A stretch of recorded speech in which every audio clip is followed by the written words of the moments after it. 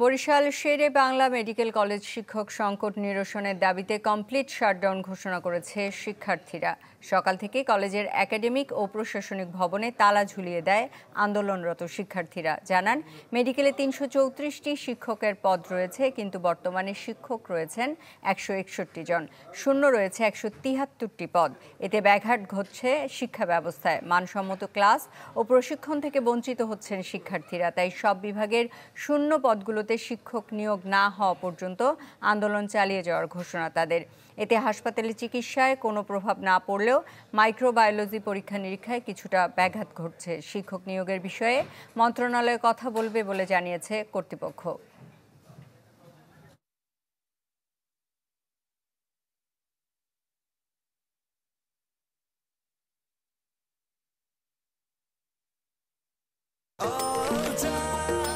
নিশ্চিন্তে খান স্বাস্থ্যকর all time পান। All time healthy life. গতকালকে আমরা কমপ্লিট শাটডাউন কর্মসূচি দিয়েছি।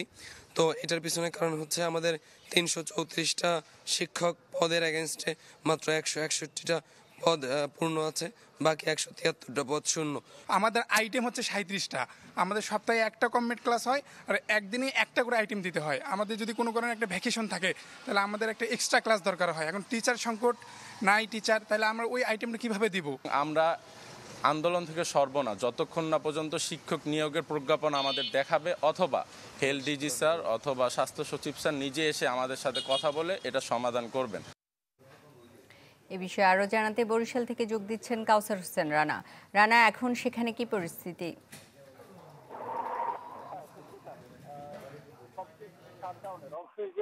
এই মুহূর্তে আমি দেখছি যে শেরে বাংলা মেডিকেল কলেজ সেখানে তারা কমপ্লিট শাটডাউনের একটি সাইনবোর্ড টানিয়ে রেখেছে এবং তারা তালা দিয়ে দিয়েছে, যার ফলে শেরে বাংলা মেডিকেল কলেজের যে একাডেমিক ভবন বলেন বা প্রশাসনিক ভবন বলেন, সবগুলো ভবন কিন্তু তালাবদ্ধ অবস্থায় রয়েছে।